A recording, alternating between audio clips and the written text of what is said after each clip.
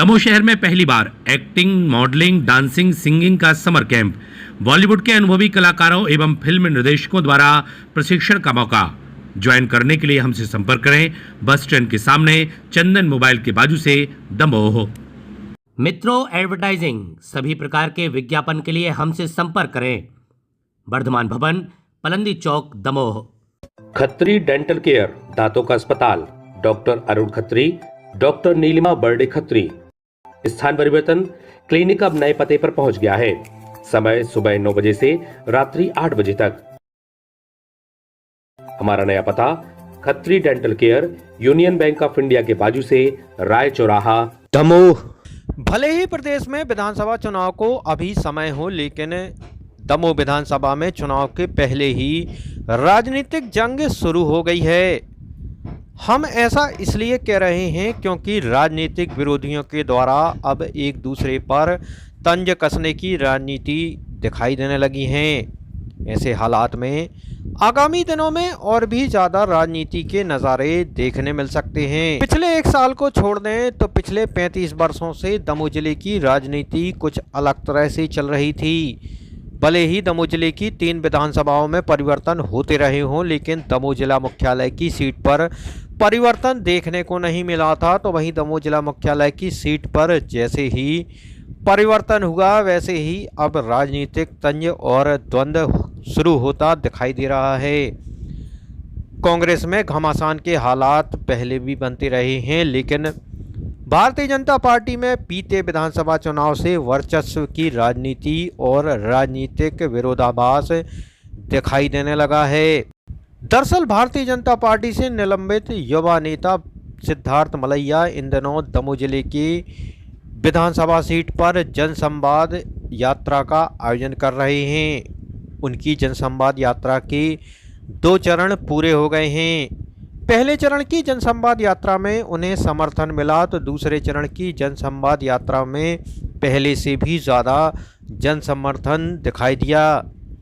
ऐसे में दूसरे चरण की जनसंवाद यात्रा के समापन के दौरान सिद्धार्थ मलैया ने भारतीय जनता पार्टी के नेता और Madhya Pradesh where housing corporation के अध्यक्ष राहुल सिंह पर तंज कसा।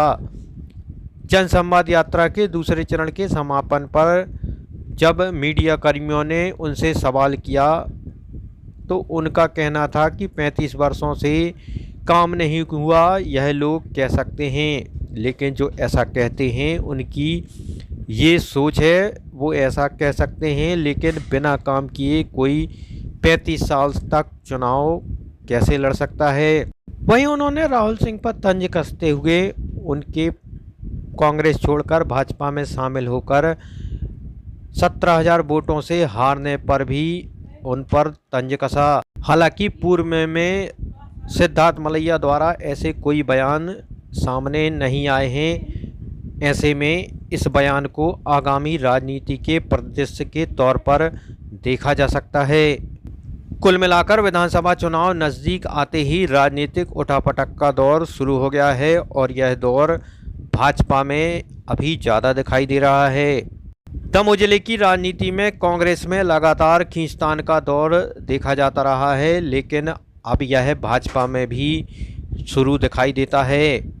वित्त मंत्री जयंत मलैया के दमोह विधानसभा सीट से हारने के बाद और उसके बाद राहुल सिंह के भाजपा में शामिल होने से लेकर यह खींचतान तेज हुई है, जिसमें गुटबाजी का दौर भी देखा जा रहा है। ऐसे में आगामी विधानसभा चुनाव में भाजपा संगठनात्मक रूप से सशक्तता के साथ किस तरह चुनावी मैदान में होगी या फिर इसी तरह राजनीतिक विरोध के चलते यह दौर देखने मिलेगा, यह देखना दिलचस्प होगा। कि उन पिताजी ने क्षेत्र का विकास नहीं किया 30 साल के अंदर, तो ऐसा वो कह सकते हैं, उनका मानना है, उसके अंदर तो कुछ कहा नहीं जा सकता। एक पानी का गिलास आधा भरा हुआ भी कोई कहता है और कोई कहता है आधा खाली है। इस बारे में तो कोई कुछ नहीं कह सकता, ये तो मतदाता की बात है। अगर कहना चाहें तो आप हमेशा कह सकते हैं कि आपने कोई काम नहीं किया। अगर काम नहीं किया तो क्षेत्र की जनता ने उन्हें 30 साल जिताया क्यों?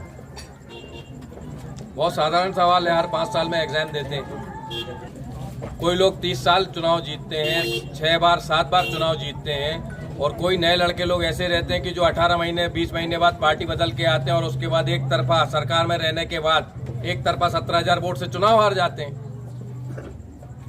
वो परीक्षा उन्होंने भी दी, वो परीक्षा उन्होंने 7 बार दी। हमारे पिताजी 7 बार चुनाव जीत के आए, एक बार चुनाव भी हारे।